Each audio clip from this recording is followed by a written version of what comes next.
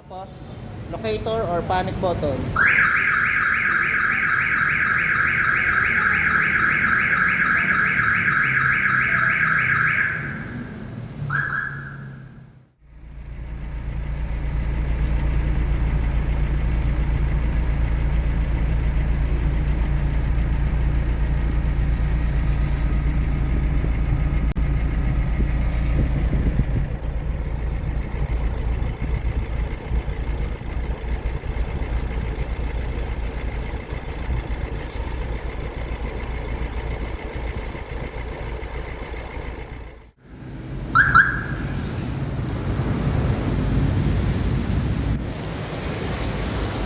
Hi mga ka-in-house, welcome back again. And today, isi-share ko po sa inyo ang ating 2026 brand new Mitsubishi L300 Euro 4 compliant diesel with turbo intercooler. So, equip po siya ng remote and alarm system. So, meron din po siyang alarm and panic button. Pag ito po pinpress ko, alarm po siya para patahimikin siya. So ayan, so secured po yan. So pag may gumagalaw po na sasakyan natin, nag-vibrate po siya, pwede po siya mag-alarm. So again, habang kayo po ay patuloy na nanonood dyan, huwag niyo kalimutan mag-like at subscribe channel. So maya maya po, magpipicture taking, i-release po natin tong sasakyan. So, check po natin kung active po yung kanyang anti-carnap or anti-theft system. So, kamukha po niyan. Halimbawa, wala pong nagbabantay or tao sa sasakyan. So, ito po yung susi ha. Hindi ko po hawakan. Ibubulsa ko po. So, hands free. Yung isang kamay ko po nagre-record. Ito kamay ko ha. Tingnan natin kung gagana yung alarm niya pagka may naramdamang gumagalaw sa L3 natin. Try natin ha. Oh, may nakakaramdam siya pag may gumagalaw.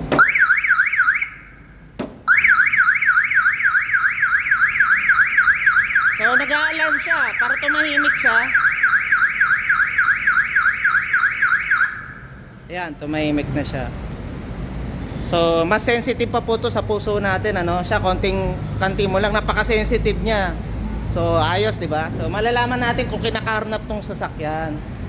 So halimbawa naman po sa parking, sobrang daming L300 sa parking. Di mo matandaan kung ano plate number or conduction number mo. Madali mong malolocate yung L300 mo. Kahit marami pa siyang katabing L300, nakahalo siya sa napakaraming L3. Ito lang ang pipindutin mo, yung locator niya. Ayan po. So halimbawa marami siyang katabing L300, magkakamukha sila, so nakakalito. Paano mo malalaman kung yan L3 mo? Ito lang. So pag nadinig mo yung alarm niya, yung siren, tapos nagbi-blink siya, yun yung L300 mo. Unlock and lock po. So tatry natin buksan yung L300 nang nakalock. So wala po yan tao sa loob, obviously. Bubuksan ko po yung pinto. Ayaw, nag-iingay siya. So ibig sabihin may nakikialam ng L3 natin. So isa yun sa magandang feature niya. Ayaw magbukas, nag-iingay pa pag may gumagalaw. So tatry natin siya ngayong i-access. Yan. So ayan, bukas na po yung ating unit. So paano natin malalaman kung naglalak and unlock siya? Ito lamang po yon. Tingnan niyo po yung actuator. Nag-lock. Tapos nag-unlock siya.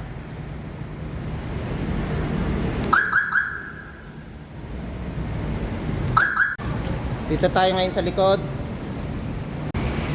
So check natin po yung L3. Ayaw pong bumukas yung likod. Ayaw. So i-unlock natin siya. Sandalire. Yun. Open.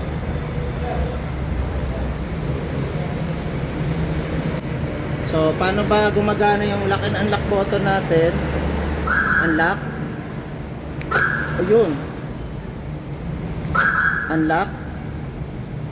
Lock. Yun, sarado na natin. Maganda po dito sa L3 na to, mas secured po yung ating sasakyan. So less yung risk na manakaw or makarnap yung ating unit. So ayan pag pinindot ko to, lock and unlock po. Unlock. Lock. Tapos locator or panic button.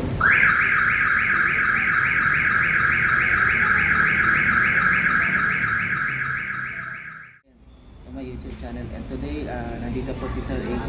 So magta-try po siya na mag-avail ng ating in-house financing. So obviously nakita niya naman siya po ay angkas rider. So tatry ni Sir na mag-apply sa atin. So again, habang kayo po ay patuloy na nanonood yan, hindi mo kalimutan mag-like at subscribe sa aking YouTube channel. So meron tayo sa dito na form. So ka-chatmate ko si Sir. So Sir, bago tayo mag-fill up ng form, magre-request po ako na tanggalin yung helmet nyo. Pero sana this time, ito na yung huling suot ni Sir ng helmet.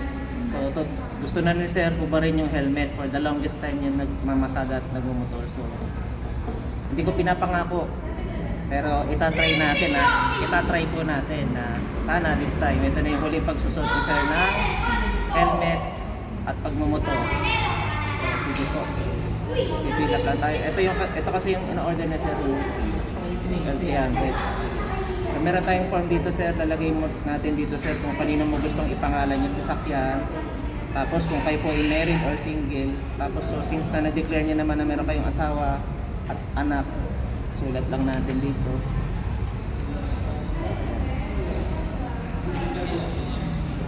So dito po pangalan.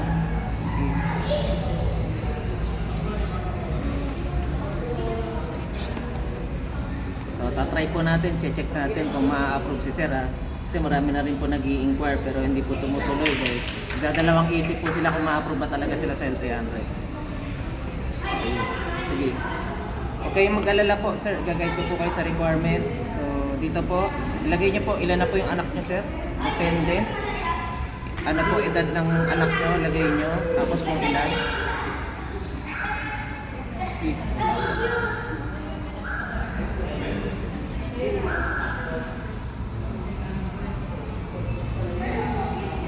Tapos dito Sir, cellphone number mo po, tsaka landline, home address po. So ngayon po, mag-i-start tayo na i-process yung application ni Sir. Pangalan ng asawa mo po dito. So sa atin po, umpisa pa lang i-declare po natin kung married or single tayo. Hindi naman po issue sa atin kung live-in pa lang po tayo o kung kasal na or hiwalay sa asawa. At least maayos natin yung scope of ownership po na sa akin. Sige, lagay po pangalan mo. Tapos birthday ni ma'am. Ito. Tapos kung saan po nag-work si ma'am. Bali si Sir kasi talaga isa po siya sa ating mga masugid na manonood. So parang gusto niya na pong mag-early retirement sa angkas kasi recently nga po, diba bumalik yung NCAP. So minsan medyo pati po motor, natatraffic na po talaga sa NCAP kasi kailangan po natin sumunod. Tapos kamukha po niyan, sunod-sunod po yung bagyo, ulan, baha. So naaapektuhan din yung kita ni Sir dahil kumukote po yung pasahero pag maulan. So itatry po ni Sir, meron po siyang konting naitabing savings at requirements. Tatry niya bumili po ng L300. So balak po kasi ni Sir na magnegosyo. Sana Sir pala rin. So ayun. Salamat sa mga pasahero ko. Nakaipon ako ng konti pang down sa L300. Salamat rin sa biyanan ko, sa mga family ko, sa lahat. Salamat po sa biyanan ni Sir at ma'am, shout out po sa inyo. So yun, thank you very much din sa mga naging pasahero ni Sir. Sa lahat. Mukhang nakakuha ng mga tips si Sir medyo Naipon-ipon ko. salamat po sa mga pasahero sa angkas. Marami ba na content, sir? Kung sir, nakakaipon ako. Para lang makakuha tayo ng LT300. So, tatry po natin ha. Hindi ko pinapangako ma-approve si sir. Itatry lang po natin. Sana sir, palarin po. Sige. So, ano sir?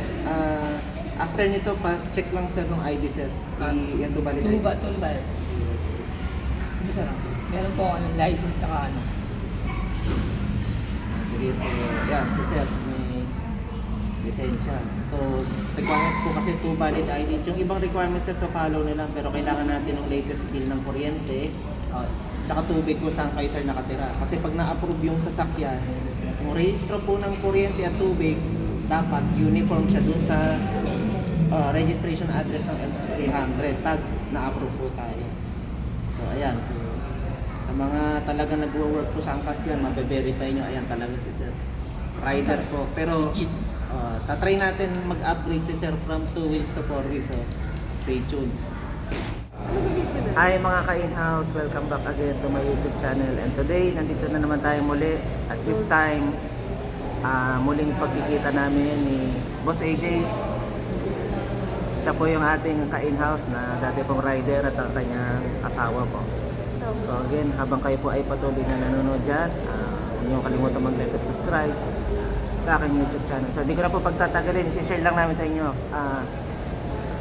yung ano ba yung experience ni sir from 2 wheels ngayon 4 wheels na.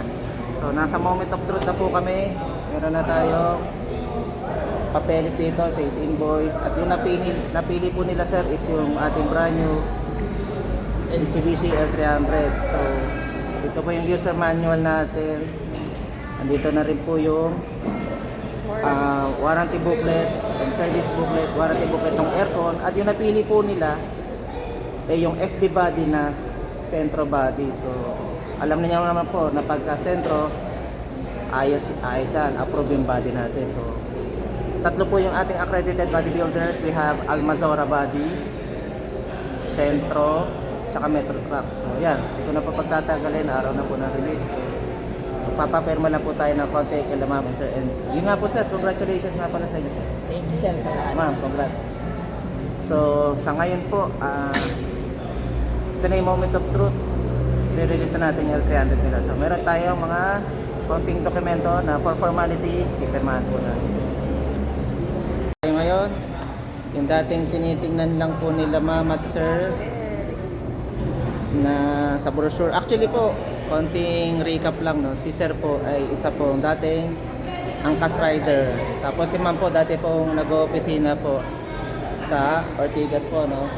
Sila po yung nagsusupply ng mga electrical na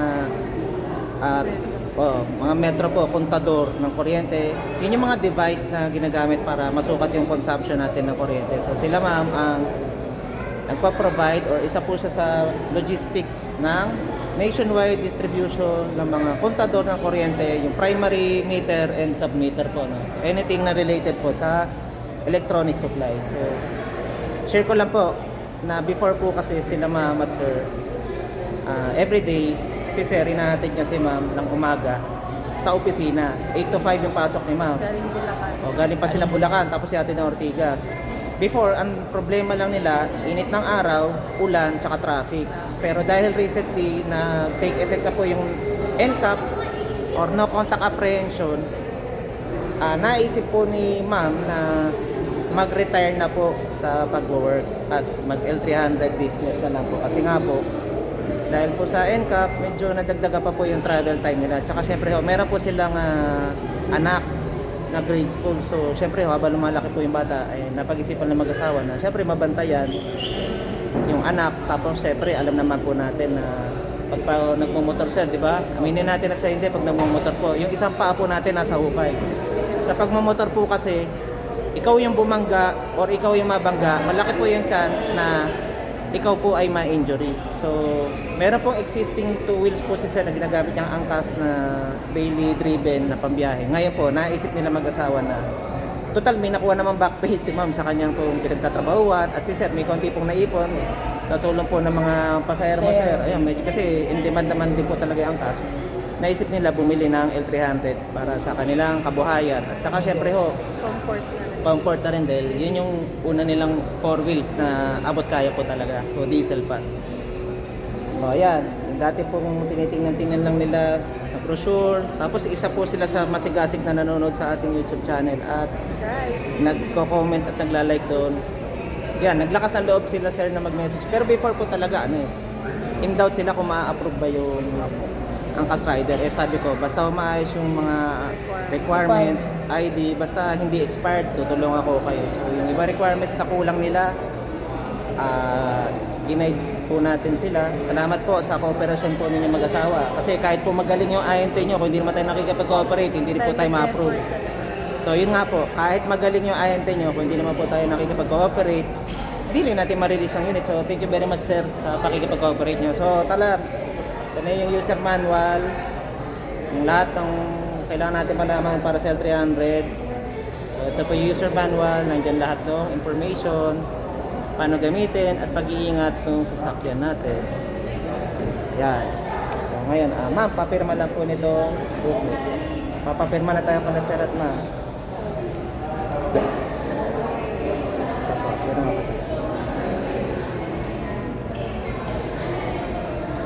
Tapos, dito sir, slash, lagay mo na yung pangalan mo sir.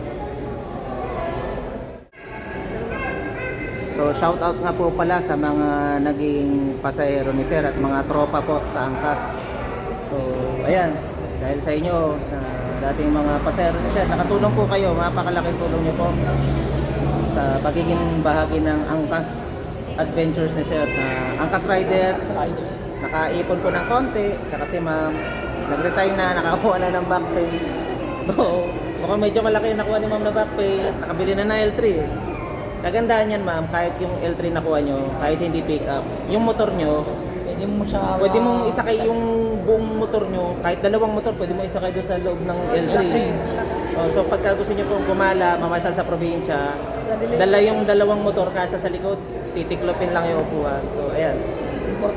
Ayan, nakapirma na sila ma'am. Konting pirma na lang, finishing touches na lang, dito po. Slash.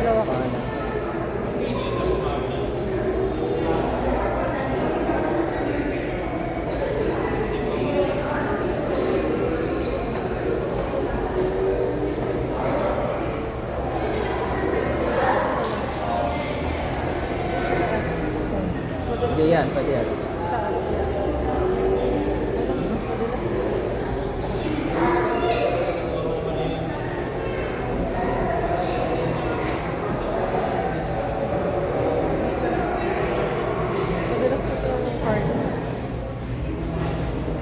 Ayan, so nakapirma na sila ma'am. So antayin natin ng konti, mamaya release po natin ang sasakyan.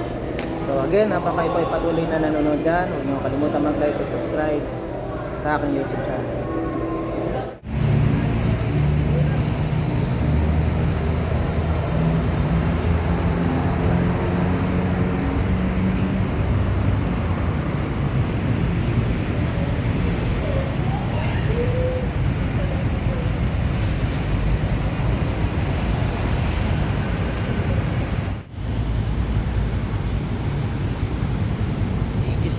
Congratulations sir.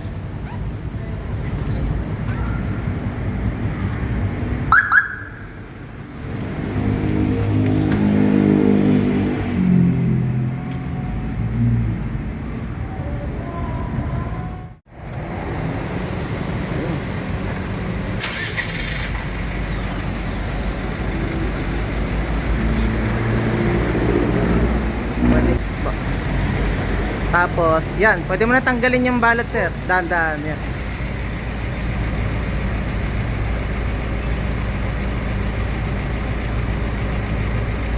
Yo. Congratulations ma'am. Thank you po. Tara. Congrats po sa unit nyo. Ma'am, sakay po sila.